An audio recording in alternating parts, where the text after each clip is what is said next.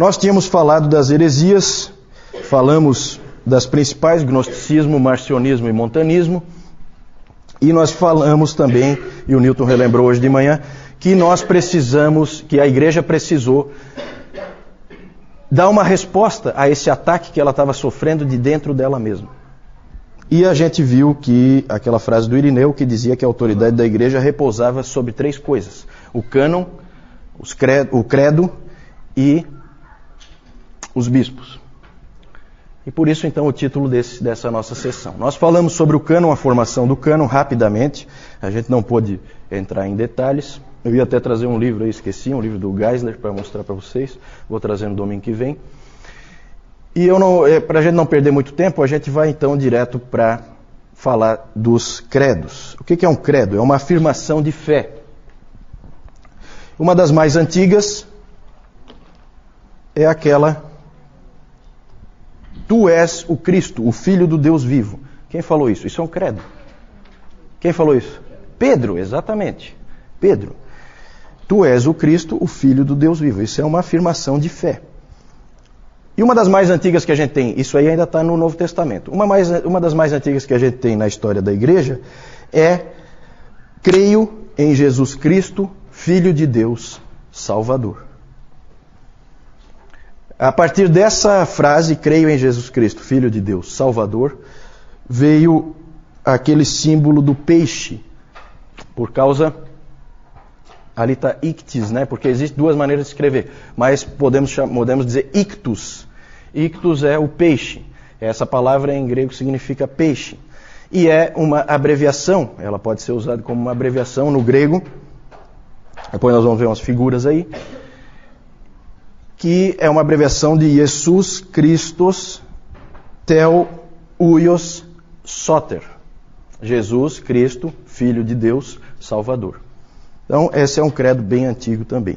Mas o credo que o Irineu estava se referindo, onde ele dizia que a autoridade da igreja repousava, uma das coisas em que ela repousava, era o credo dos apóstolos. Já ouviram falar do credo dos apóstolos, ou credo apostólico? Ele é bem conhecido, esse credo apostólico.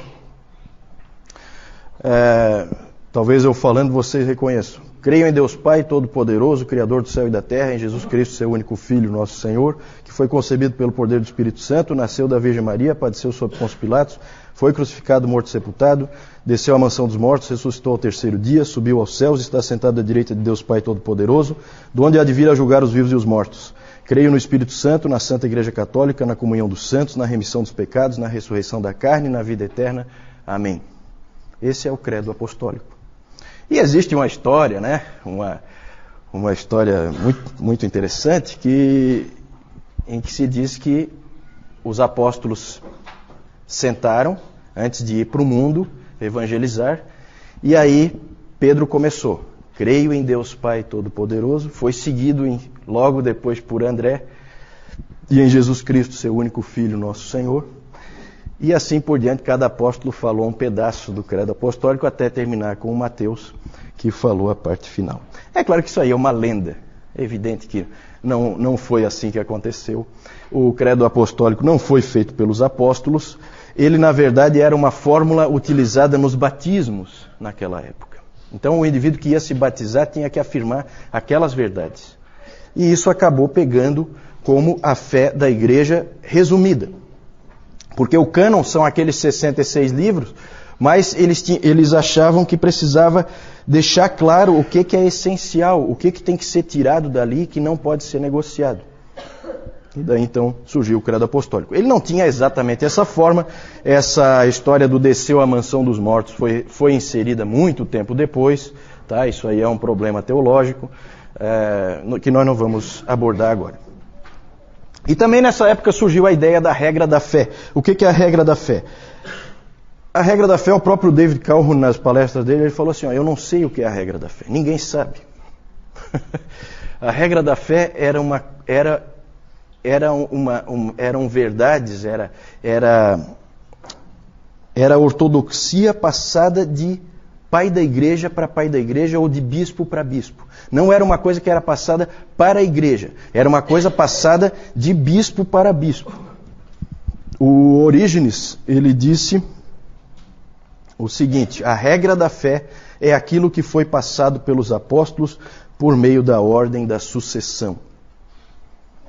Então não dá para a gente definir muito claramente o que é a regra da fé. Mas de alguma maneira se achava que de um bispo para o outro se passava a verdade, se passava a ortodoxia. Isso é uma coisa um pouco confusa. Pode passar? Vamos falar então agora dessa ideia dos bispos. Os bispos. No Novo Testamento e no primeiro século, o modelo era aquele que nós conhecemos de liderança da igreja, com presbíteros e diáconos, só. Então, durante o primeiro século, era assim que era feito. Você tinha presbíteros e você tinha diáconos. Mas já no início do segundo século, já começa a haver uma maior centralização de poder na mão de um único presbítero. E isso começa a aparecer em vários lugares. Sempre há algum presbítero que se destaca mais, que conhece mais, que é mais influente, e esse presbítero começa a ganhar uma importância maior. E isso começa a ser incentivado por alguns pais da igreja, como por exemplo o Inácio de Antioquia, que foi discípulo de João. Ele disse que ele já falava no início do segundo século a respeito de um único bispo acima dos outros. Um presbítero que ficasse acima dos outros, que é a forma tríplice de governo da igreja. Então passa a haver três tipos de liderança: bispos, presbíteros e diáconos. E aí o Irineu de Lyon, piorou tudo quando ele introduziu a ideia da sucessão apostólica. A famosa ideia da sucessão apostólica.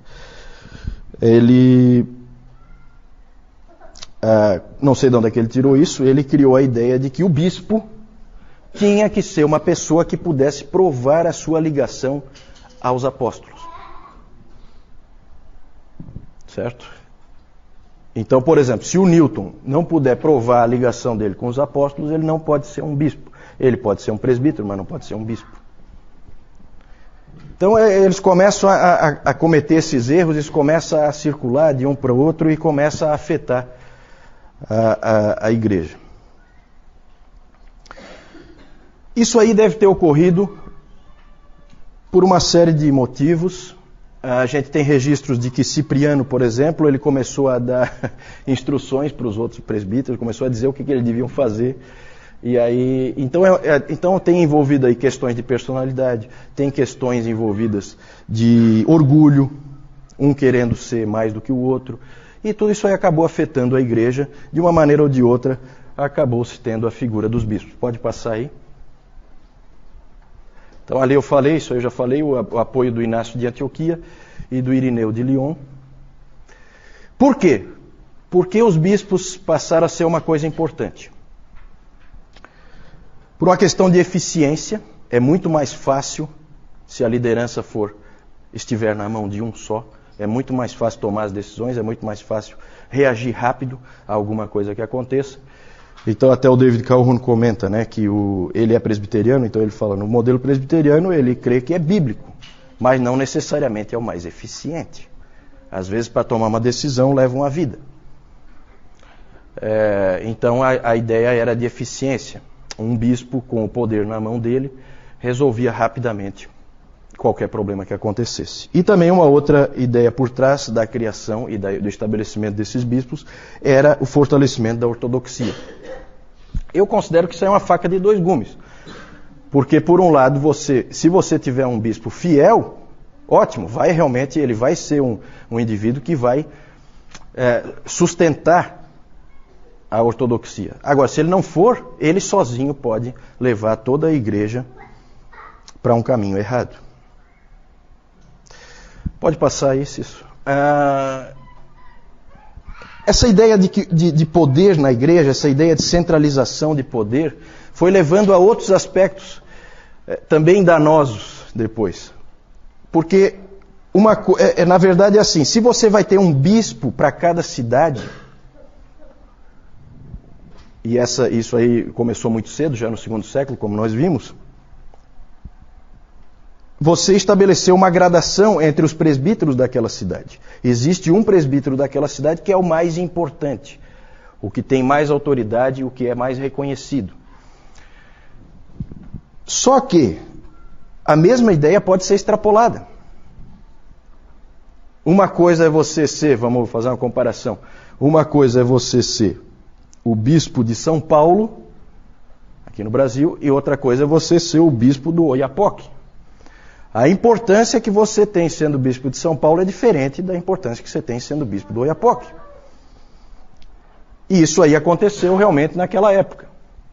As igrejas mais importantes logo se destacaram. No Oriente, as igrejas mais importantes eram Jerusalém, Cesareia, Antioquia, Alexandria e Constantinopla. E no Ocidente, só uma: Roma. Gente, começa aqui, tudo tem explicação histórica. O Newton hoje falou sobre isso e é verdade. Tudo que a gente crê tem um fundo histórico. Tudo que acontece tem um fundo histórico. Não existe teologia sem história. Isso o Newton frisou hoje de manhã e é verdade. Olha só o que começa a acontecer. E nós vamos ver hoje mais coisas que começaram a acontecer que foram levando numa certa direção. Aqui já começa a levar numa certa direção. Poder descentralizado no Oriente, como é até hoje, e poder centralizado no Ocidente. Muito interessante isso que vai acontecendo. E olha só o Irineu. Irineu foi um grande homem de Deus, combateu os gnósticos de maneira exemplar, foi extremamente útil para a igreja, só que ele também prejudicou. A ideia da sucessão apostólica não ajudou muito, e essa frase aí é de uma infelicidade tremenda. Olha o que ele disse: é um caso de necessidade que todas as igrejas deveriam concordar com essa igreja, por causa da sua preeminente autoridade. De quem que ele está falando? De Roma. E aí as coisas então vão piorando. Pode passar. Aí só para mostrar para vocês, o João hoje está não está nas melhores condições, eu também não estou, vocês já perceberam, né? Mas eu vou rapidamente mostrar aqui. Aqui só um exemplo, né? Nós falamos do cânon no domingo passado. Aqui é um pedaço de papiro. Um pedaço de papiro real que nós temos hoje. Aí está escrito, depois alguém que saiba ler em grego aí pode ler para nós. É uma página do P46. Esse manuscrito é do século III. Vocês sabem que nós não temos os originais não existem mais. Então, isso aí é um pedaço. Aí ali está escrito 1 Coríntios 11, 33 a 12, 9. Aqui nós temos, isso aqui é uma pichação em Éfeso, num muro, lá da igreja primitiva, com o símbolo do peixe. Jesus Christus, Theos, Huios, Soter. Certo? Jesus Cristo, Filho de Deus, Salvador. Pode passar. Aí nós temos o Inácio de Antioquia. Ele foi martirizado, por isso que aparecem esses leões aí, junto com ele. E aparece também aqui o Irineu de Lyon. Aquele ali foi discípulo de João, tá? Ele é muito antigo, esse Inácio de Antioquia. Ele foi discípulo de João. Qual foi o outro discípulo de João que nós vimos no domingo passado? Quem é que lembra? Policarpo. Policarpo que foi mestre do Irineu, certo? Em Esmirna. Pode passar então.